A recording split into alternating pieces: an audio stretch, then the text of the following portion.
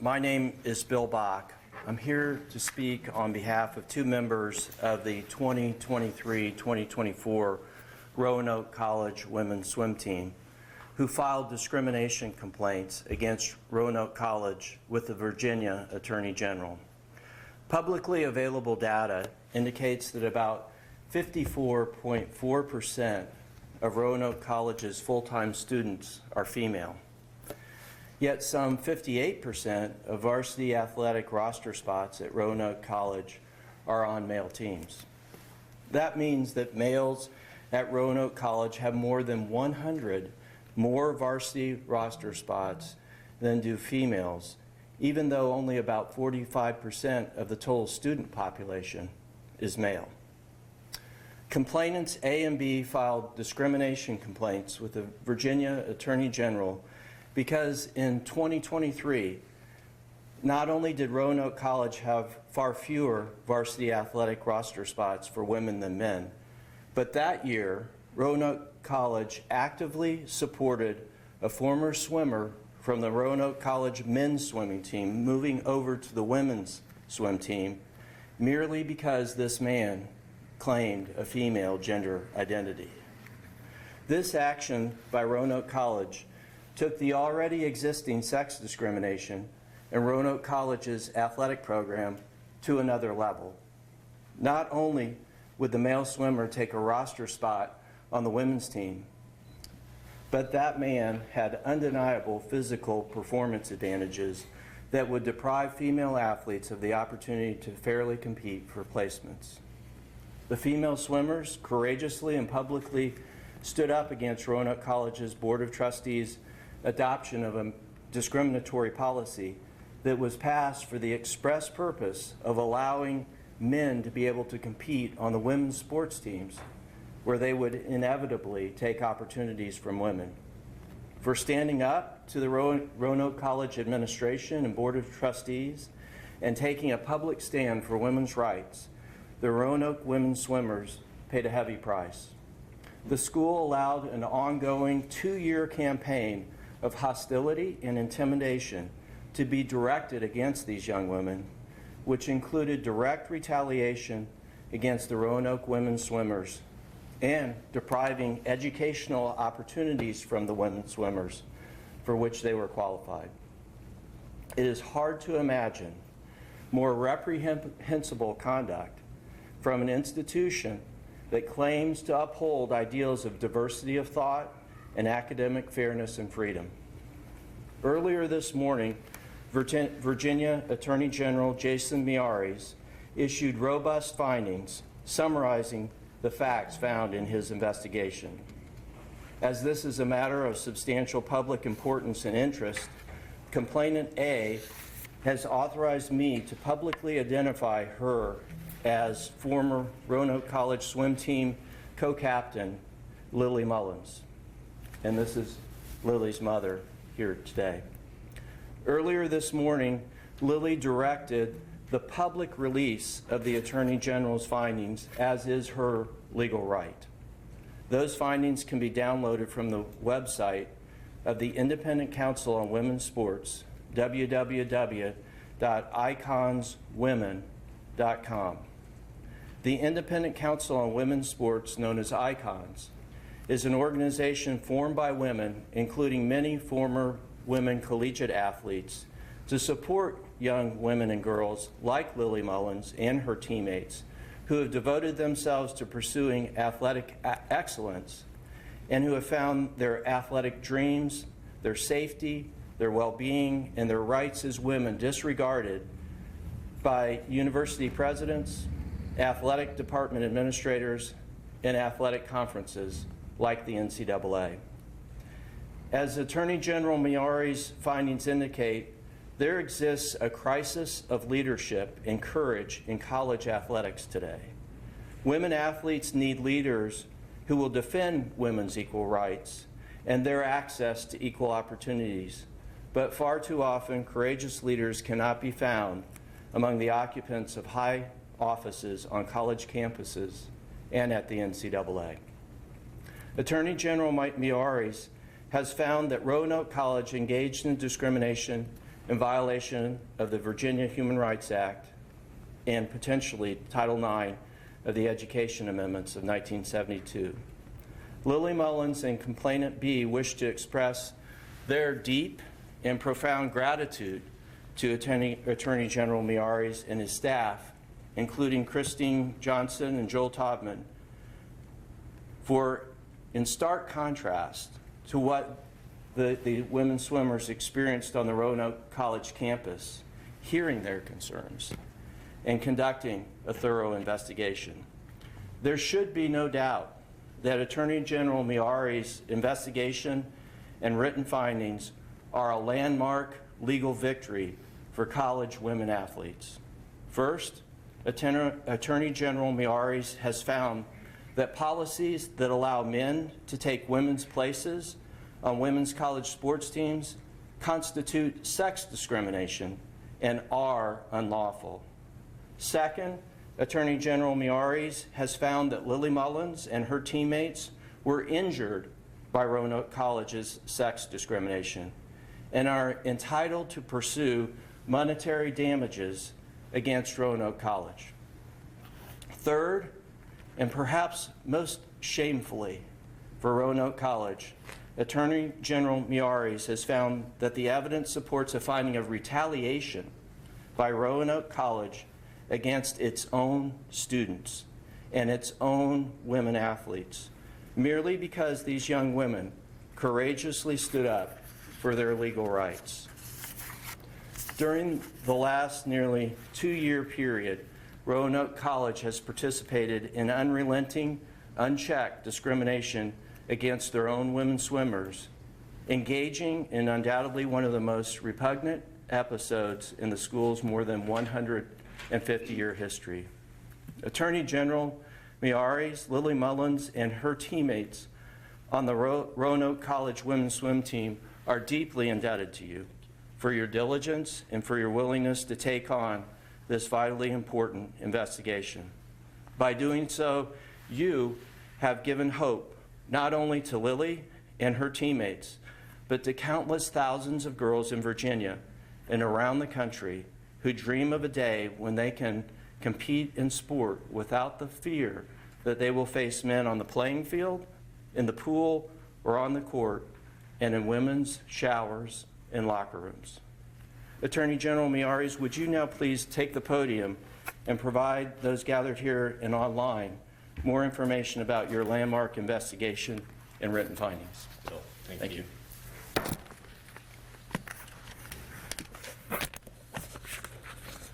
Bill, I want to thank you for your diligence as well in representing these fine women. And I want to just thank everybody as well for being here. This was obviously put on our radar from these remarkable female athletes. Sports by nature are something that unite us by nature, but also they teach us so many of life skills. And these women have shown extraordinary nobility and leadership and courage in the face of a remarkable set of hostility against common sense. Following an investigation by my Office of Civil Rights, we have found reasonable cause that Roanoke College has indeed violated both the Virginia Human Rights Act and Title IX by both discriminating and retaliating against student athletes on the basis of sex. In August of 2023, Roanoke College told the women's swim team that a biological male was joining their team. He was going from the men's team to the women's team. These female swimmers unanimously objected to this, citing fairness in competition. In the following weeks, this male swimmer went on to dominate their times in the pool and also skip practices without consequences, a special privilege none of the women were also afforded. Demoralized by the disparities in expectations and their treatment, these brave female swimmers met repeatedly with the athletic director of Roanoke College and wrote letters to the president of the college as well. Roanoke College ignored their objections, and they insisted on keeping the male swimmer on the women's team. And then after he quit the women's team, they pretended he was never actually on the team. But these women swimmers knew better. And when the women's team had the courage to speak out publicly on this travesty, Roanoke College retaliated, denying multiple female swimmers, some with over 4.0 GPA, their applications to a study abroad program. Now, the Virginia Human Rights Act in Virginia is our principal anti-discrimination law in the Commonwealth, and it prohibits unlawful discrimination and retaliation by educational institutions on the basis of sex. No educational institution may refuse, withhold from, or deny any accommodations, advantages, or privileges on the basis of sex.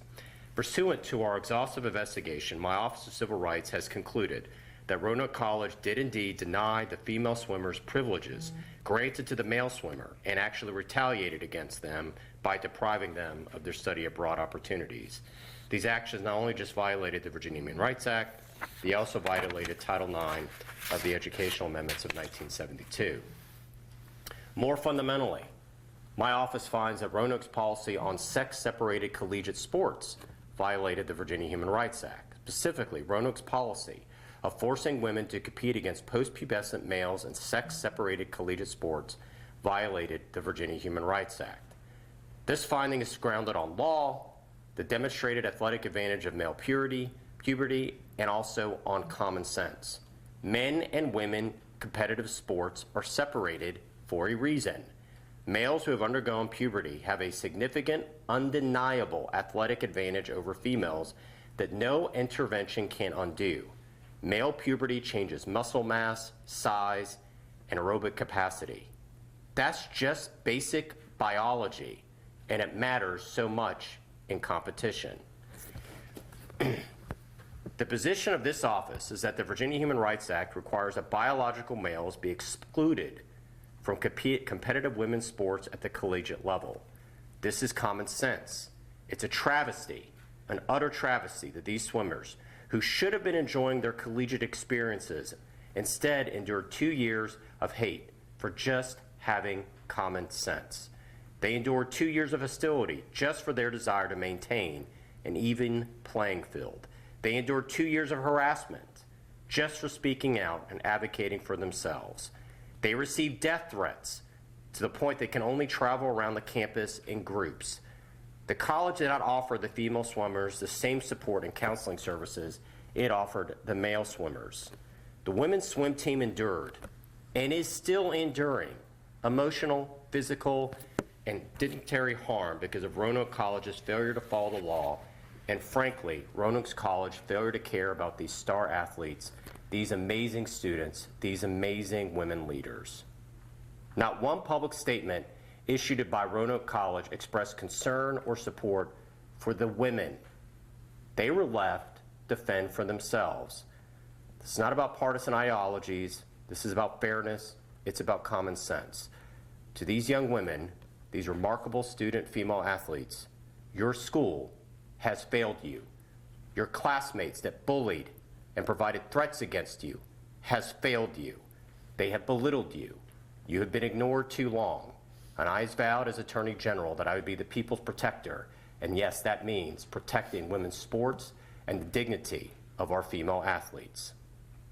This is about protecting opportunities that generations of women have fought hard to secure and making sure that young women in Virginia today have those same opportunities. Roanoke College violated the Virginia Human Rights Act and Title IX. The goal of Title IX when it was created and passed was to force schools and universities to fund sports for girls and women just as they had done for boys and men. So when you have left-wing ideology that finds and forces men to compete in sports, boys and men that are weaker and less skills, it means that they are actually violating Title IX.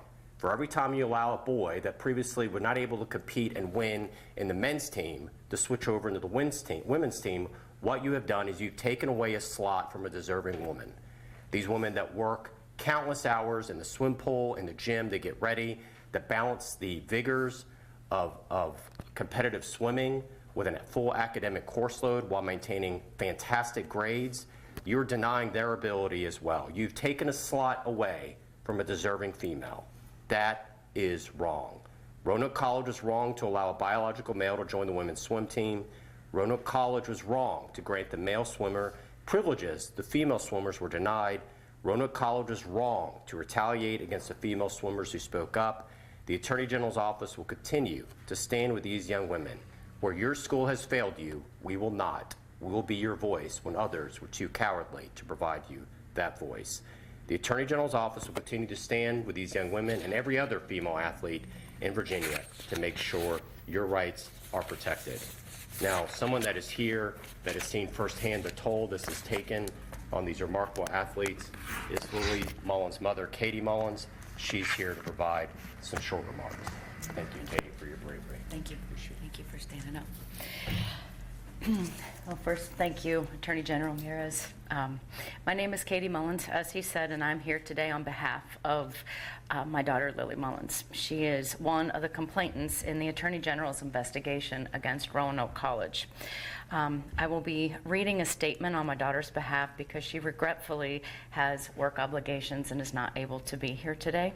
And Lily and I would both like to express our sincere gratitude and thanks for allowing her remarks to be heard today, even though she's not able to be here. So, from Lily, my name is Lily Mullins, and I am a former captain of the Roanoke College women's swim team. I am here today with a heavy but hopeful heart, sharing my experience that's honestly the hardest thing that I have ever been through. 2 years ago, my teammates and I arrived on Roanoke campus with the hopes of college dreams of an amazing swim season. But I'm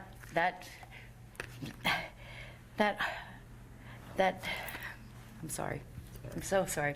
But those dreams were shattered whenever they learned that a man was going to be on their women's swim team.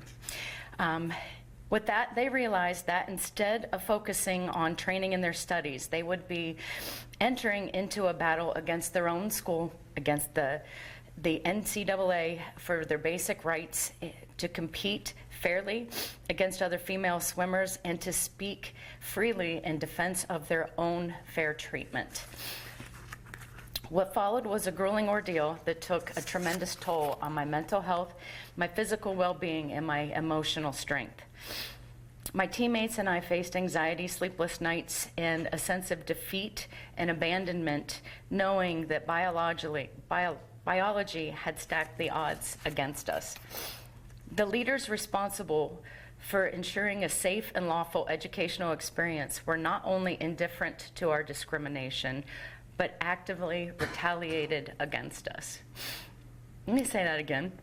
The leaders responsible for ensuing a safe and lawful educational experience were not only indifferent to our discrimination, but actively retaliated against us. They were upset that we would not prioritize a man's feelings over our own rights and accomplishments. At times, the backlash and discrimination and retaliation on campus left me so fearful that I became a prisoner in my own dorm room. To Roanoke College President Shushock, your failure to stand against this injustice and your tolerance of a climate of retaliation which thrived against young women on our campus is unacceptable. I urge you to lead ensuring equal opportunity for all students, including women, on campus under your authority. Restore Roanoke College to its united community that it can be. To the professor who retaliated against me, denying me a cherished educational opportunity simply for defending my rights and those of my teammates, I call on Roanoke College to ensure no educator can ever again unjustly derail a student's journey without facing serious consequences. Your actions were not just a personal bias, they were a betrayal of the values of education should uphold. I close with gratitude to the Virginia Attorney General Jason Miyares for taking this investigation seriously and defending the rights of the women like me and my teammates. Your commitment gives me hope that our voices will be heard and that fairness will prevail. We deserve a future as female athletes that can endure.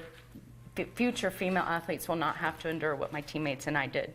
It is my sincere hope that attorney generals, politicians, and educational leaders around the country will follow your example and ensure women receive safe and fair educational opportunities and have none of this happen to them. Thank you for standing with us. We appreciate you very much. Thank you.